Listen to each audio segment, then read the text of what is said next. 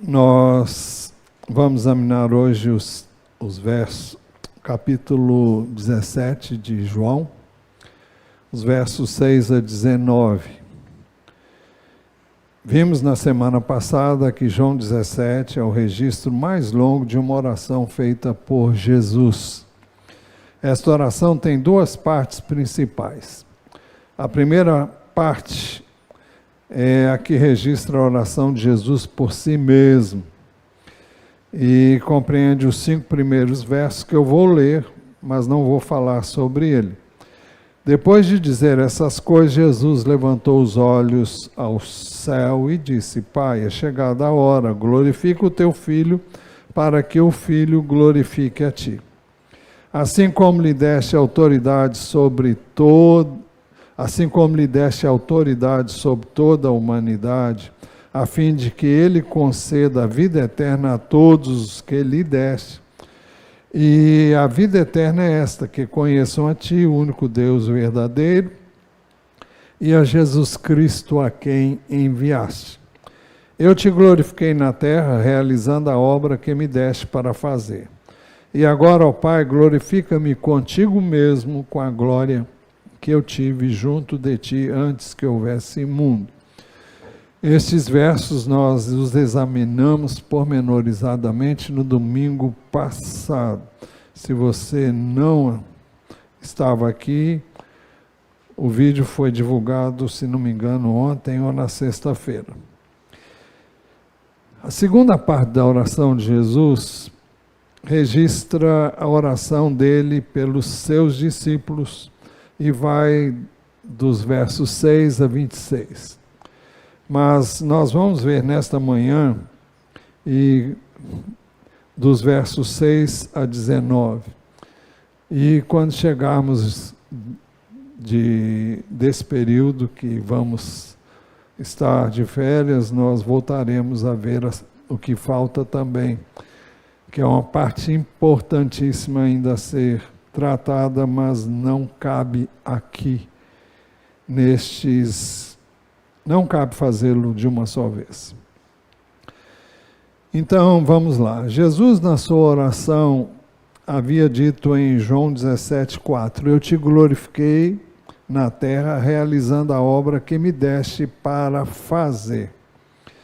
O ponto culminante da sua obra seria a cruz. Mas, antes disso, Jesus ministrou durante 3 anos e meio, de modo particular aos seus discípulos. E neste trecho da oração intercessória de Jesus em favor dos seus discípulos, nós temos 11 exposições de motivos. E temos apenas 3 pedidos. É interessante o fato de que Jesus explica para o Pai, pormenorizadamente, as razões pelas quais ele vai fazer 3 pedidos. E as razões, nós enumeramos, são 11. Se quisermos, poderíamos fatiar isso mais detalhadamente, mas achei que em 11 foi o que eu busquei juntar para que ficasse mais fácil a compreensão. Então, temos 11 exposições de motivos e 3 pedidos. O primeiro motivo da exposição de motivos, nós vamos intercalar entre exposição, depois entra um pedido, depois outra exposição de motivos, depois outro pedido, e assim até chegarmos ao fim do verso 19. O primeiro motivo, Jesus diz para o Pai: manifestei o teu nome àqueles que me deste do mundo. Eram teus, tu os deste a mim, e eles têm guardado a tua palavra. Manifestei o teu nome. A expressão manifestei o teu nome não é só eu falei dele. mas significa que ele manifestou com a sua vida aquilo que Deus era e é. Quando Filipe pediu que o Senhor mostrasse o Pai, Jesus disse assim, vamos lá para João 14,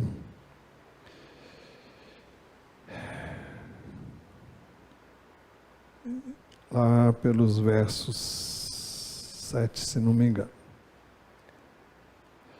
Verso 6. Bom, verso 6, Jesus disse, eu sou o caminho, a verdade e a vida, ninguém vem ao Pai senão por mim. Se vocês me conheceram, conhecerão também o meu Pai. Desde agora vocês o conhecem e o têm visto.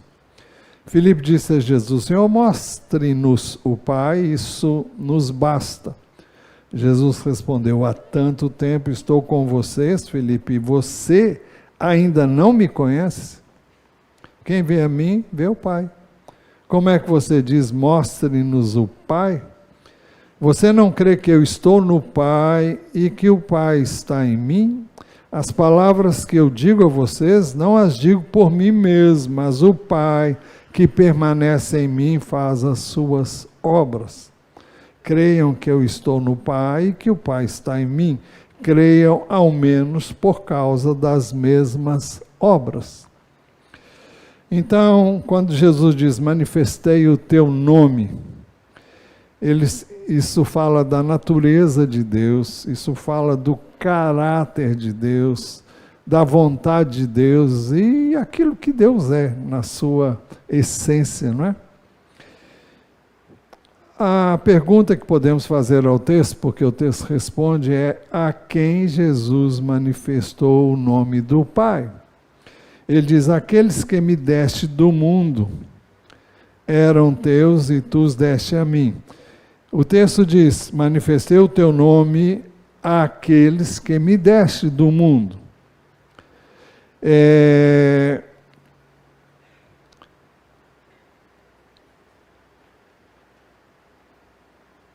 Aqueles que me deste do mundo. Então, ele está se referindo aos seus discípulos, e ele diz que eles foram tirados do mundo. Aqueles que me deste do mundo, aqueles que estavam no mundo, como todo ser humano está, e o Pai vai lá e chama, o Pai vai lá e tira, através do conhecimento da verdade. Aqueles que me deste do mundo eram teus, tu os deste a mim. Eles foram tirados do mundo, eles eram do Pai e tinham sido dados a Jesus. E eles têm guardado a tua palavra. Esse texto é um dos muitos textos que mostra que Deus separou aqueles que Ele mesmo quis e deu a Jesus. Você vai dizer, então, onde entra o homem? Eu vou usar um texto aqui para explicar o que a Bíblia diz sobre isso em João capítulo 10. Lá no versículo 20, vamos ver o 25, vamos ver se é aqui.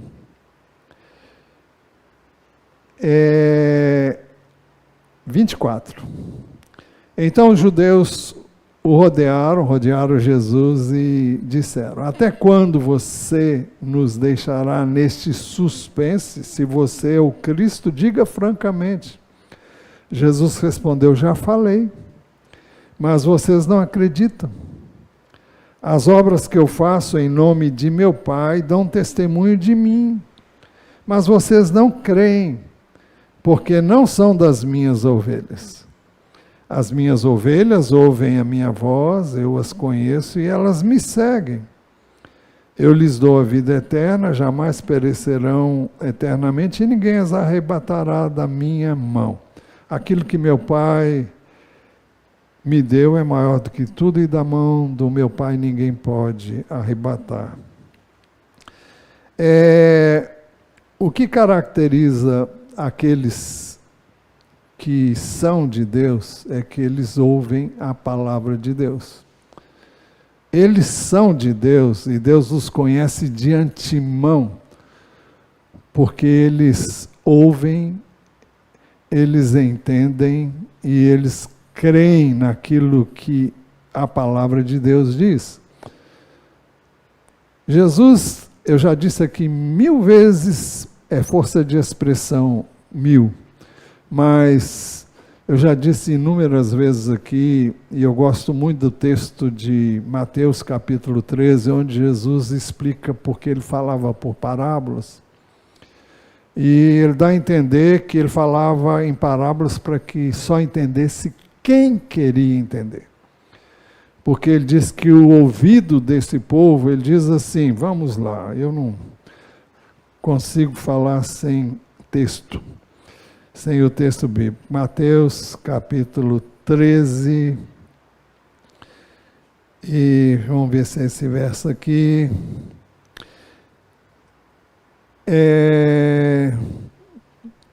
Por isso fala com eles, versículo 13. Por isso fala com eles por meio de parábolas, porque vendo não veem, ouvindo não ouvem nem entendem.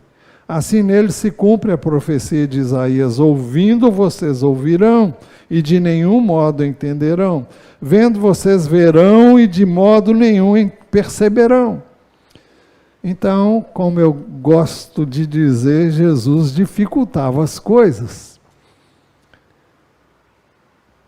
E por quê? Ele diz, por que eles não percebiam?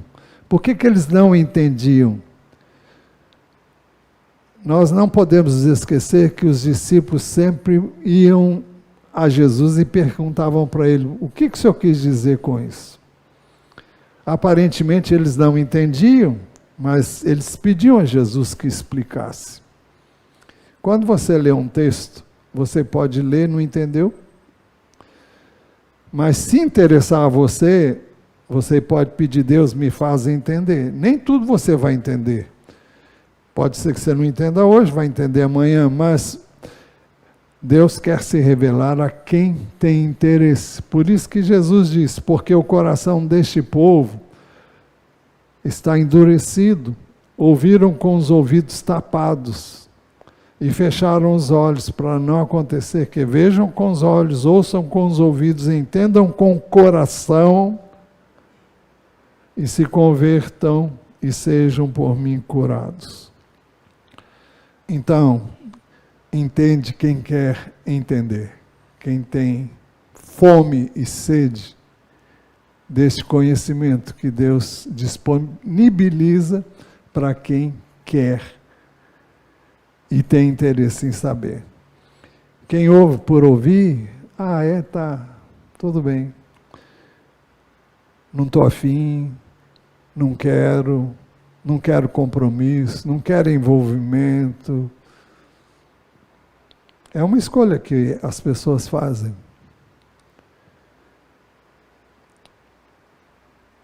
O texto diz que aqueles que me deste do mundo eram teus e tu os deste a mim.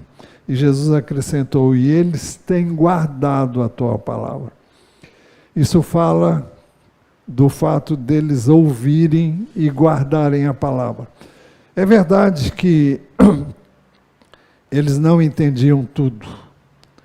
Eles só entenderam depois que nasceram de novo, quando Jesus soprou sobre eles, eles receberam o Espírito Santo. E o texto de Lucas diz que Jesus abriu o entendimento para que eles compreendessem as Escrituras. E aí eles se lembraram de tudo que Jesus já tinha dito, porque eles retiveram essa palavra. Jesus está no fim do seu ministério terreno. E Jesus sempre fala do que está prestes a acontecer, como se já tivesse acontecido. Quando ele diz, aqui eu creio que é verdadeiro. E eles têm guardado a tua palavra. Segundo motivo, agora eles reconhecem que todas as coisas que me tens dado provêm de ti. Só no final os discípulos vão realmente entender e vão dizer isso, como disseram a Jesus, agora entendemos. E Jesus disse, agora vocês entendem? E então agora Jesus está orando por eles e Jesus diz, agora, não disse ontem, anteriormente, agora eles reconhecem que todas as coisas que me tens dado provêm de ti. Eles reconhecem que o Pai estava no Filho e que o Filho era o enviado do Pai e que o Filho falava as palavras do Pai e não as suas próprias palavras, porque ele veio como homem e se deu totalmente ao Pai, como nós devemos nos dar. Jesus não viveu o que ele viveu apenas para a gente tomar conhecimento, não, é para que ele seja o exemplo para nós. Então, assim como ele se deu inteiramente, como ele foi obediente até a morte, e morte de cruz, ele quer que nós sejamos, mas nós não podemos ser assim, senão pelo Espírito de Deus. Segundo motivo, então, agora eles reconhecem que todas as coisas que me tens dado provêm de ti. Isso aconteceu, vem no terceiro motivo, porque eu lhes tenho transmitido as palavras que me deste, e eles as receberam. Vejam a diferença dos outros que não recebiam. Porque eu lhes tenho transmitido as palavras que me deste, e eles as receberam, eles as acolheram. Verdadeiramente, de fato, de verdade, reconheceram que saí de ti e creram que tu me enviaste.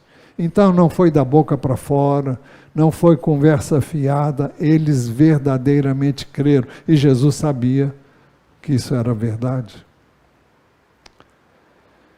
Porque lhes tenho transmitido a palavra que lhes deste. Ninguém pode mudar a menos que se exponha a palavra de Deus.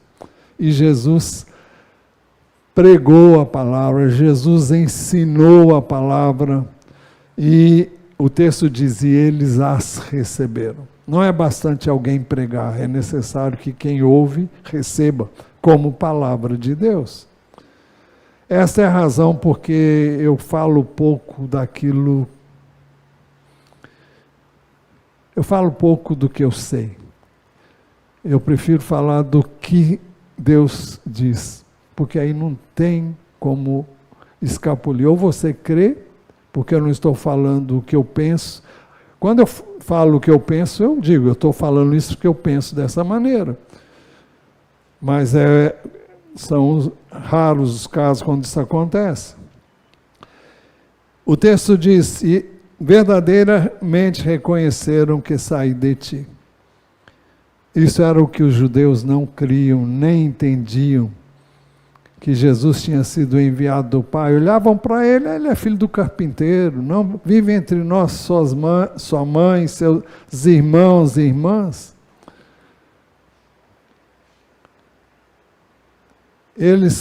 Porque eu lhes tenho transmitido as palavras que me deste, e eles as receberam. Verdadeiramente reconheceram que saí de ti e creram que tu me enviaste. Isso é básico. O ser humano precisa entender que Jesus é o enviado do Pai na forma humana. Eu e você temos que recebê-lo em nossos corações pela fé e crer que ele é o Cristo, o enviado de Deus para a nossa redenção e perdão dos pecados. Jesus explica ainda no quarto motivo. O quarto motivo é por eles que eu peço. Não peço pelo mundo, ou seja, eu não estou orando pelo mundo, eu estou orando por eles. É por eles que eu peço. Não peço pelo mundo, mas por aqueles que me deste, porque são teus. Isso fala da preocupação de Jesus de preparar para a continuidade da sua obra aqueles que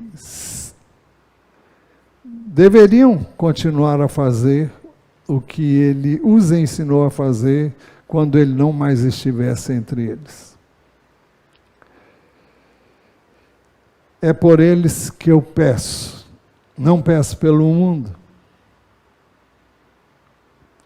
mas por aqueles que me deste, porque são teus. Jesus explica ainda o quinto motivo.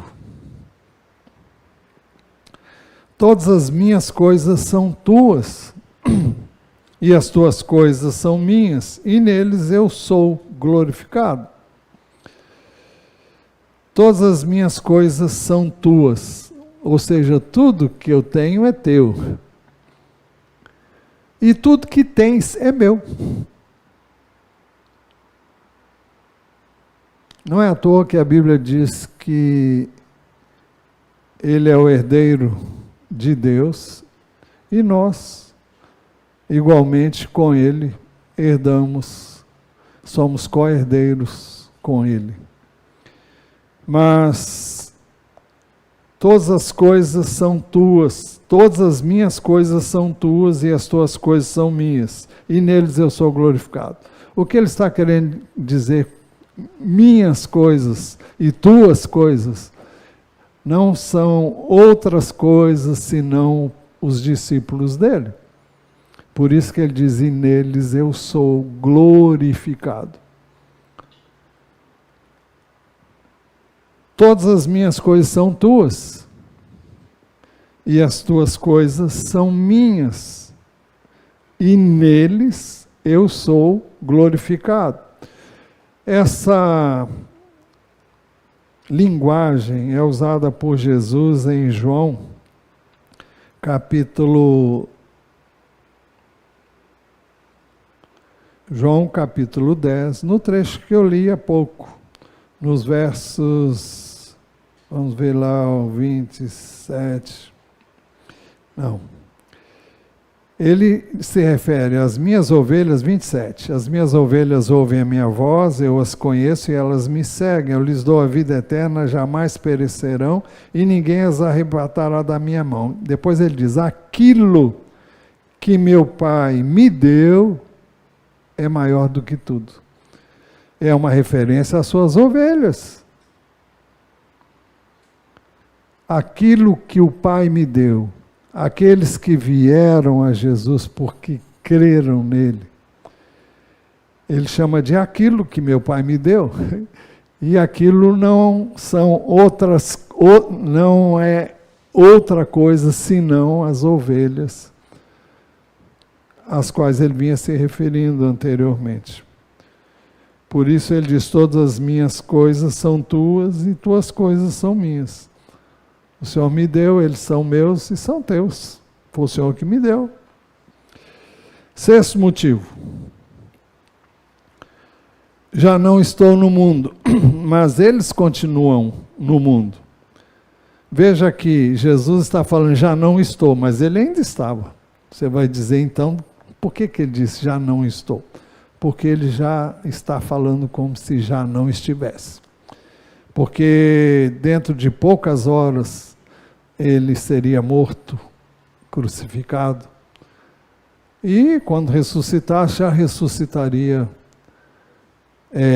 de uma forma diferente da que ele viveu até então. Já não estou no mundo, mas eles continuam no mundo, enquanto eu vou para junto de ti.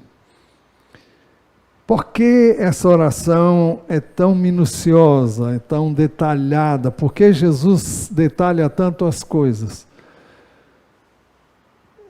Muitas vezes nós deixamos de fazê-lo, mas são através desses detalhes que nós expomos aquilo que temos no nosso coração.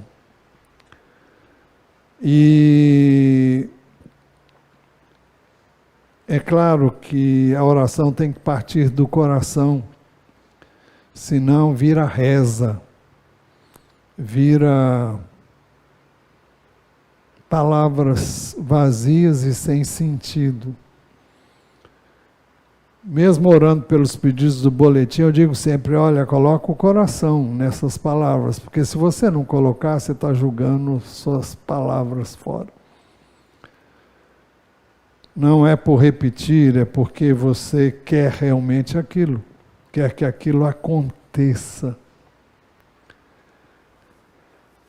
Mas Jesus detalha, já não estou no mundo, mas eles continuam no mundo. Será que o Pai não sabia? Claro que sabia. Enquanto eu vou para junto de ti. Eu creio também que 3 dos discípulos de Jesus, os apóstolos, Pedro, Tiago e João, estavam mais perto de Jesus quando ele terá proferido essa oração.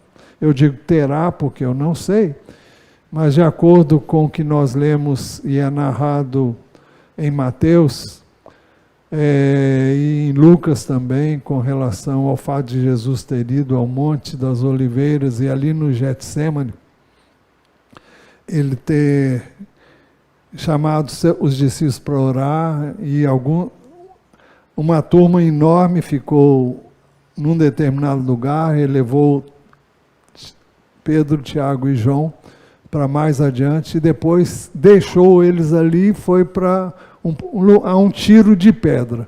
É a distância que ele teve entre Pedro, Tiago e João. E eu creio que eles ouviram essa oração que Jesus estava fazendo. Eu creio, eu penso que foi, agora eu não posso afirmar porque a Bíblia não diz, mas se ela está registrada é porque alguém registrou, e alguém registrou porque ouviu. João era um desses 3, e ele registra estas palavras e orações de Jesus de maneira bem detalhada. Já não estou no mundo, mas eles continuam no mundo. Eu vou para ti, mas eles vão ficar aqui ainda um tempinho, enquanto eu vou para junto de ti. Depois dessa exposição de motivos, então ele faz o seu primeiro pedido. Primeiro pedido, Pai Santo, guarda-os em teu nome que me deste, para que eles sejam um, assim como nós somos um.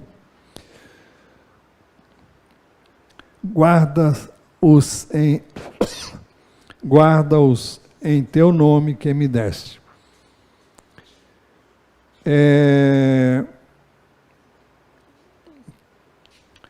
Esse trecho, não sei se você pode ver assim, pelo menos são aquelas coisas que a gente vê e não está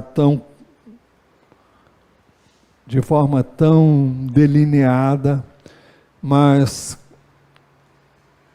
guarda-os em teu nome que me deste. Isso, eu penso, diz respeito à autoridade do Pai que Jesus recebeu do Pai. No final do seu ministério, ele diz, toda a autoridade me foi dada no céu e na terra. Mas, eu entendo nessas palavras que Jesus agiu aqui em nome do Pai o tempo todo. Ele não deixou de dizer isso e disse isso em várias ocasiões.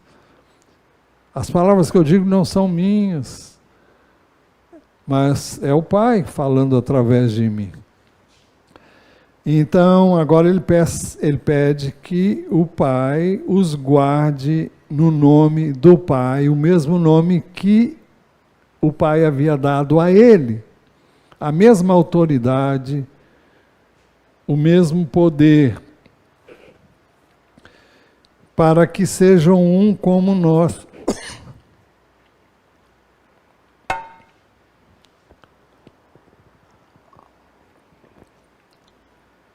Para que sejam como nós o somos.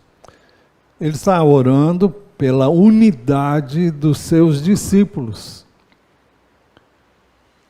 Para que eles sejam um como ele e o Pai são um. Nós vamos falar isso bem detalhadamente, se Deus permitir, quando eu da próxima mensagem.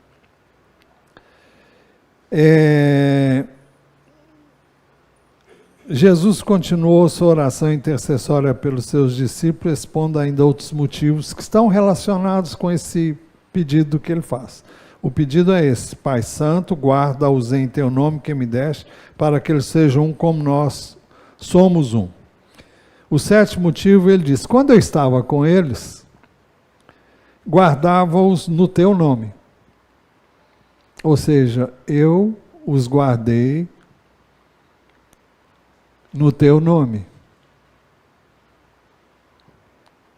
pelo teu poder, pelo teu Espírito, pela autoridade que me foi conferida.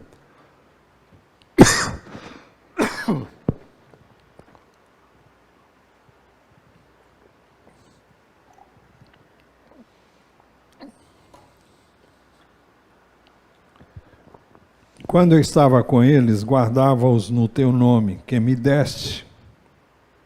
Eu os protegi, e nenhum deles se perdeu. Ele está falando de perder para se desgarrar, é como se fosse uma ovelha que se perdeu. Perdeu no sentido espiritual. Por que se perdeu? Bom, vamos ler o texto todo.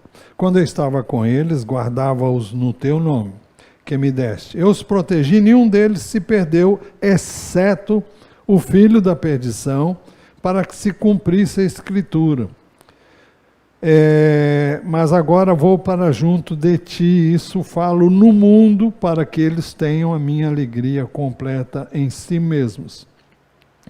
Então vamos lá. Quando eu estava com eles, guardava-os em teu nome que me deste. Então Jesus protegeu os seus discípulos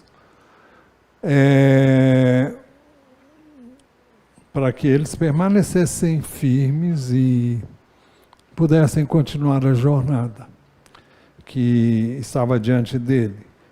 Eu os protegi. Vocês lembram que Jesus disse, quando questionado sobre o fato de seus discípulos não jejuarem, ele disse assim: no entanto, virão dias em que o noivo lhes será tirado. E então, naquele dia, jejuarão. E Jesus aqui está dizendo: quando eu estava com eles, guardava-os no teu nome que me deste. Eu os protegi e nenhum deles se perdeu. Então, ele está dizendo, enquanto o noivo está aqui, eles estão bem. Então, eles não têm que jejuar, não têm que nem orar. Mas quando o noivo for tirado, então eles vão sentir a necessidade de orar e de jejuar. Eu os protegi, nenhum deles se perdeu, exceto o filho da perdição, para que se cumprisse a Escritura. Não é que Judas estava predestinado para negar. É que Deus, na sua onisciência, sabia que isso haveria de acontecer. E não é que Deus tenha induzido Judas a fazer isso. A Bíblia diz que Deus se vale do ímpio para um determinado propósito. Ele usou até a mula de Balaão para falar para uma pessoa que não estava ouvindo. Para o próprio Balaão, né? Mas o único que se perdeu foi aquele que já de antemão Deus sabia haveria de se perder, para que se cumprisse as Escrituras. A traição de Judas está prevista num dos salmos que eu não anotei aqui, porque não sei por que não fiz. Mas agora vou para junto de ti, ou seja, eu não vou estar aqui mais. Mas agora vou para junto de ti, isso falo no mundo, enquanto eu estou aqui, para que eles tenham a minha alegria completa em si mesmos. A alegria de saber que Jesus orou por eles, quem sabe? ou a alegria de permanecerem firmes e guardados pelo Senhor, não é? Oitavo motivo. Eu lhes tenho dado a palavra. Melhor, eu lhes tenho dado a tua palavra. E o mundo os odiou, porque eles não são do mundo, como também eu não sou. Nós temos que entender que quando nós recebemos a palavra, se a quisermos viver, nós vamos encontrar oposição do mundo. Vamos encontrar oposição na própria família, às vezes no próprio cônjuge, às vezes nos filhos, às vezes nos pais, às vezes nos irmãos. E isso para falar no círculo mais fechado, se podemos assim dizer, mais íntimo. Mas o mundo, como o mundo, vai ser contra a nossa atitude, vai nos chamar de caretas, de radicais, de N coisas que eles vão ter para dizer, se nós quisermos fazer a vontade que Deus nos ensina a fazer. Porque o mundo jaz no maligno.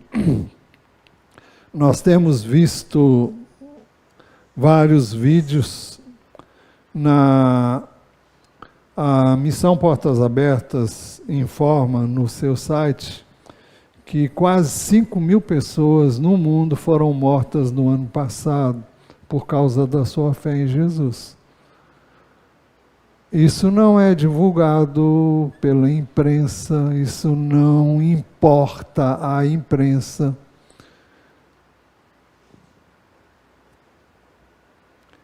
Essa semana eu vi um vídeo que alguém me enviou, não sei, em que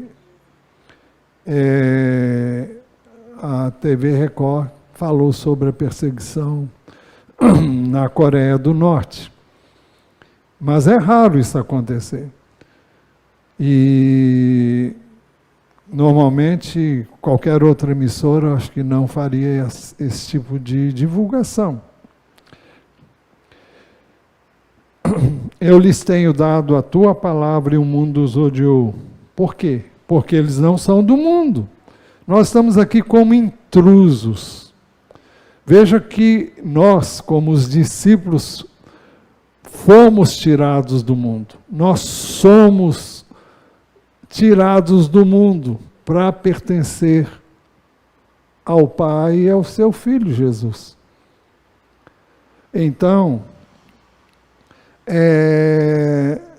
nós nos tornamos cidadãos do reino de Deus. Temos uma legislação diferente da que o mundo tem. Não podemos ir contra a legislação, a Constituição brasileira, naquilo que não contraria a palavra de Deus, né? Mas se contrariar, nós vamos ter que ficar com a Constituição do Reino de Deus, que é a palavra dele. E nós sofreremos a retaliação que o mundo faz quando nós não fazemos aquilo que Deus diz para nós não fazermos. Quando nós fazemos aquilo que Deus recomenda que nós façamos. Eu lhes tenho dado a tua palavra e o mundo os odiou, porque eles não são do mundo, como também eu não sou. Jesus veio aqui temporariamente, nós estamos aqui temporariamente. E aí vem o segundo pedido, com base no que ele disse. Não peço que os tires do mundo, porque podia ser, bom, então vou tirar, já que eles não são daqui, vou tirá-los daqui. Não peço que os tires do mundo, mas que os guardes do mal. Então, o que Jesus está pedindo é que o Pai, no primeiro pedido é que o Pai os guardasse, no nome que ele deu para ele.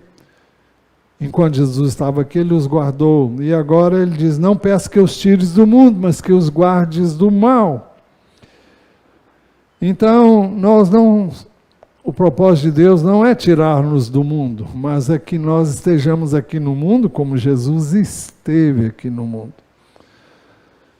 É que nós sejamos luz como Jesus foi, como homem aqui, luz, no mundo de trevas, no mundo de escuridão.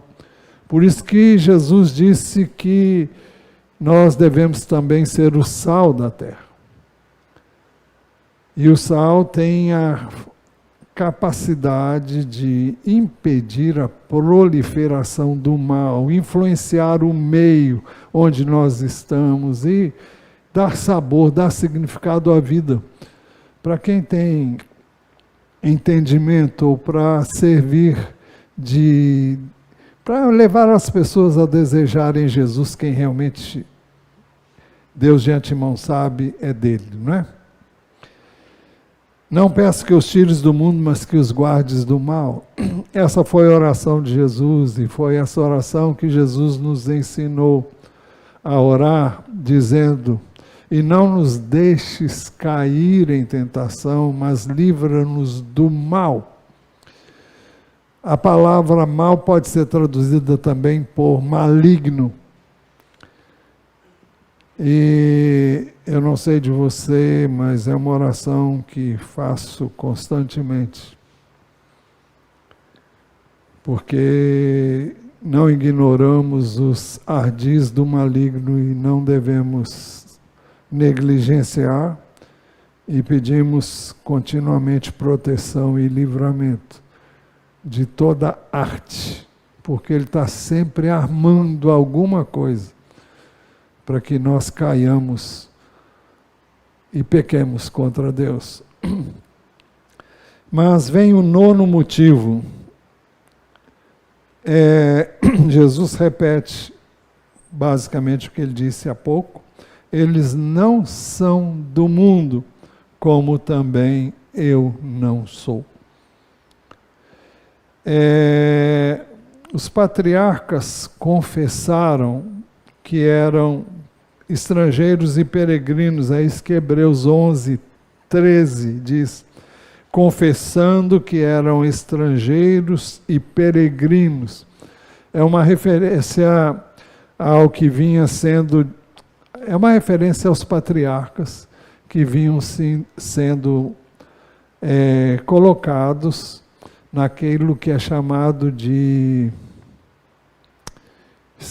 galeria ou de heróis, esqueci. Mas, então, o livro de Hebreus, capítulo 11, registra a fé que tiveram desde os primeiros, desde Abraão, Isaac, Jacó, e acho que antes dele, começa com Noé, começa com Abel, depois vem Noé, e depois vem Abraão, e Isaac, Jacó, e ali vem uma lista enorme de pessoas que viveram pela fé na palavra de Deus, né? Mas 1 Pedro 2,11 diz assim: amados, peço a vocês, como peregrinos e forasteiros que são, que se abstenham das paixões carnais que fazem guerra contra a alma. Pedro usa a palavra alma, o que tudo indica, como sinônima de espírito, o espírito humano. Então, ele fala daquilo que Paulo fala, da nossa guerra do espírito contra a carne e a carne contra o espírito. Então nós somos forasteiros e peregrinos, estamos aqui de passagem, aqui não é o meu lugar, não é o seu lugar, e nós não podemos viver aqui como se fôssemos viver aqui eternamente.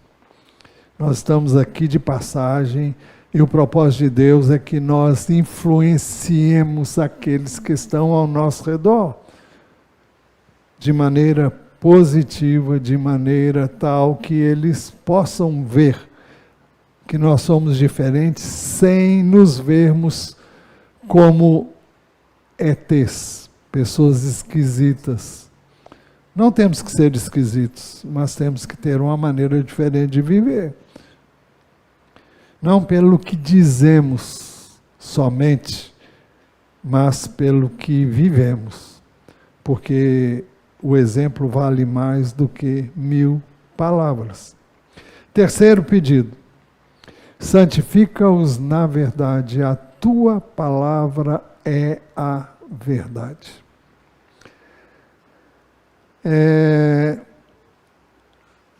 A palavra santo, quando usada em referência a Deus, significa santo em sentido absoluto. Fala de Deus como aquele que está separado do mal, está separado do pecado, está separado de tudo que a Bíblia chama de mal. Quando fala que nós devemos ser santos, assim como Deus é santo, fala de um processo, por isso que Jesus usou o termo santifica-os, é o processo de santificação. Agora, esse processo se dá por meio da palavra de Deus. Santifica-os na verdade, a tua palavra é a verdade. Como é que alguém se santifica? Se expondo à palavra de Deus, ouvindo a palavra de Deus, estudando a palavra de Deus, meditando na palavra de Deus, memorizando a palavra de Deus. Eu insisto sempre com os meus alunos de discipulado, que eles memorizem a palavra. O que eu ganho com isso? Nada. Mas eles ganharão muito se levarem isso em consideração. Eu sei que a maior parte não faz isso.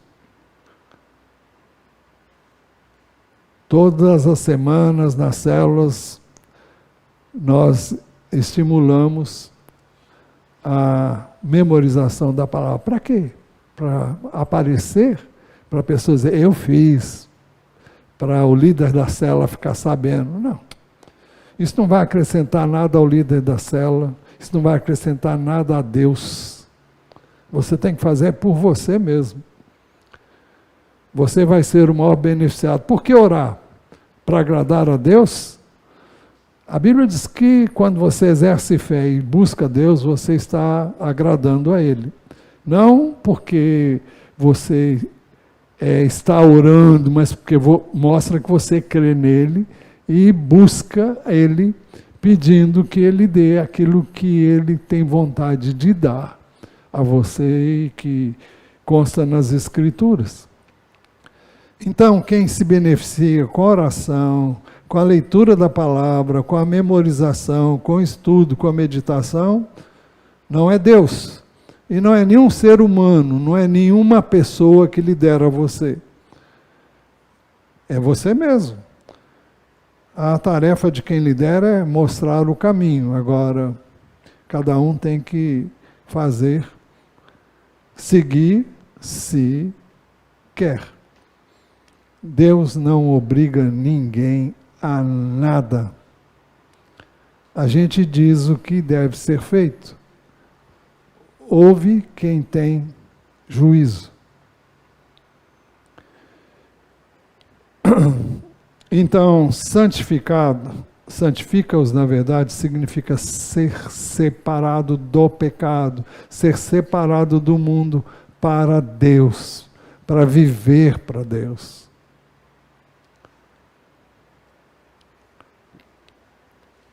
A santificação só é possível por meio da verdade, que é a palavra de Deus. O 10º motivo. Assim como tu me enviaste ao mundo, também eu os enviei ao mundo. Da mesma forma como o Pai enviou o Filho dele ao mundo, Jesus disse que estava nos enviando ao mundo. Ele não estaria aqui mais, ele cumpriu a sua missão. Agora, os seus discípulos continuavam no mundo. Então, eu e você, enquanto estivermos aqui, nós temos uma missão. Nós somos enviados ao mundo. A nossa missão é no mundo. Não para viver como o mundo vive, mas para influenciar o mundo. Somos chamados a viver no mundo, separados dos padrões do mundo, separados através da verdade, separados pela palavra de Deus para sermos usados por Deus, como Jesus o foi. 11º motivo, é a favor deles que eu me santifico, para que eles também sejam santificados na verdade. É a favor deles que eu me santifico. O que Jesus quis dizer com isso? Que ele vivia como exemplo e ele era obediente, ele foi obediente até ao ponto de dar a sua vida em obediência. Ele santificava-se a si mesmo, ele buscava viver como o Pai viveria se estivesse aqui e como o Filho viveu quando veio aqui. Ele é o padrão, ele é o modelo. A favor deles eu me santifico. Para quê? Para que eles também sejam santificados na verdade. Isso fala da relação de Jesus como homem com o Pai, da sua relação de Jesus com as palavras do Pai. Jesus se santificou para ser usado por Deus.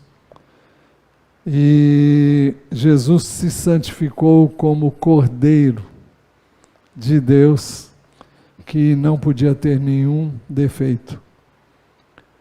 E ele foi esse Cordeiro sem defeito. 1 Coríntios 1 e 2 diz, Paulo se dirige à igreja de Deus que está em Corinto, aos santificados em Cristo Jesus, chamados para ser santos. Ao sermos chamados por Deus, nós somos santificados em Cristo, quando cremos nele naturalmente, e isso significa ser tirado do mundo, ser separado do mundo. Agora somos chamados para ser santos, para viver em santidade. E agora eu concluo. Então, João 17:18 diz, Jesus disse, assim como tu me enviaste ao mundo, também eu os enviei ao mundo. Esta é a minha missão, é a sua missão, é a nossa missão. Fomos tirados do mundo para não sermos mais do mundo, mas para irmos ao mundo. Por isso Jesus orou em favor dos seus discípulos, fazendo 3 pedidos. Primeiro, Pai Santo, guarda-os em teu nome que me deste, para que eles sejam um, assim como nós somos um. Segundo pedido, não peço que os tires do mundo, mas que os guardes do mal. Terceiro, santifica-os na verdade. A tua palavra é a verdade. Essas orações nós devemos, Jesus as fez por nós, mas nós devemos pedir também, porque Ele nos ensinou a orar assim também. Então, a palavra de Deus nos ensina a nos santificarmos através da palavra de Deus, pelo Espírito de Deus, para vivermos por meio dele e através dele, de acordo com a palavra de Deus. Jesus orou por seus discípulos e nós devemos orar uns pelos outros.